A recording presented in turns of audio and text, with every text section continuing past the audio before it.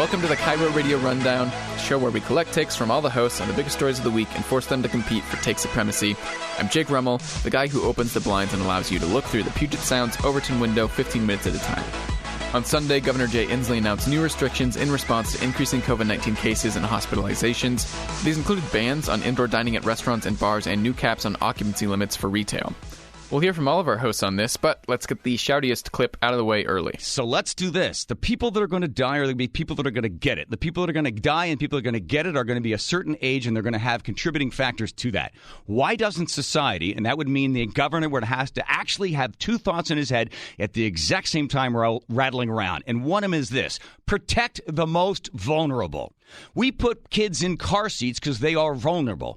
DHS checks on foster care kids because they are vulnerable. This is the vulnerable part of society. You have a secondary condition and you are of a certain age. There's a pretty good chance you'll catch it and you'll go into the hospital and you'll take up that bed for a car accident victim would need, right? So we can see this thing coming down the road. We hid from this. We knew it was still in place, but we hid from it, and then we kept talking about, oh, this is it. We're coming through. We're getting through it. No, we're not. All we did was hide from it. Now we're in our house, and now you're going to destroy jobs again. You're going to destroy lives again. You'll increase alcoholism, and you're going to see drugs and suicides, and all of those numbers will continue. And the 25-year-old guy that I've been talking about since March, who is in good health and can get over it, he's out of work.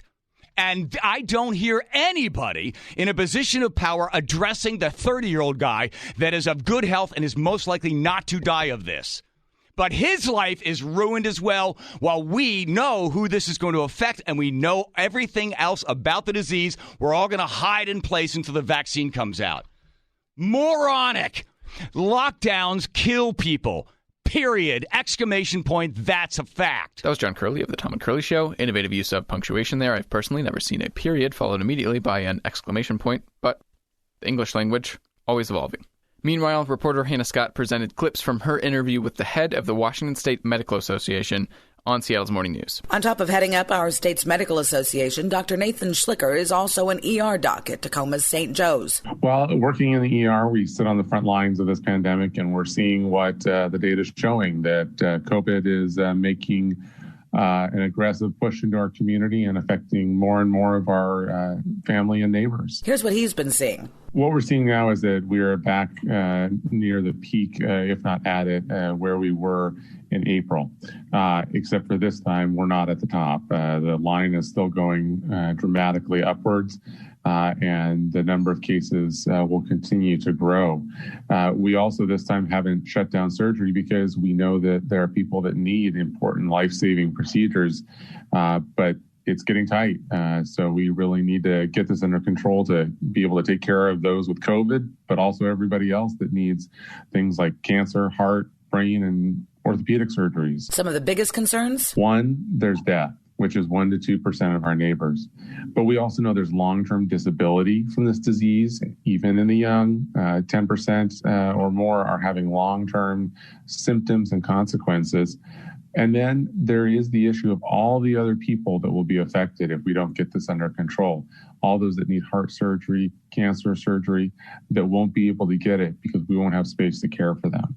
So this disease affects a lot more than just the 1% to 2% that die that you see in the news. It has a wide-ranging impact on all of our friends and neighbors. But it's more than that. Well, healthcare sits at a pretty epically burned-out baseline. Emergency medicine, where I work at baseline, has about 60 to 70% of our people that are burned out. And this pandemic and the science denialism that goes with it has only aggravated that. You know, I can't tell you how frustrating it is to be putting your life on the line, you know, going in, risking, you know, getting sick, disabled, and then having people say, oh, it only hurts 1%. Oh, there's really no risk to you or your family. And being concerned about coming home and bringing it and exposing my children or my wife and potentially the rest of my family. We're exhausted from this pandemic like everybody else is, but that doesn't mean we can give up. And that doesn't mean we can't ignore good science, face masks, social distancing, and limiting gatherings. Dori Monson spoke to a gym owner who is refusing to comply with Inslee's updated order. I think he'd be okay with that framing of it. Okay, so you operate a gym in the South Sound area. That's all we'll say at this point.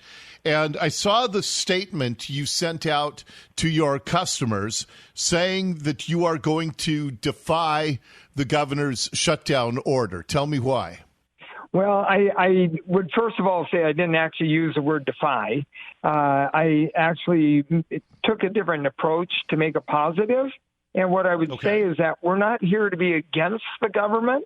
We're here to be for our members, for people, and for the health of people. I received dozens of emails yesterday that supported what we were doing.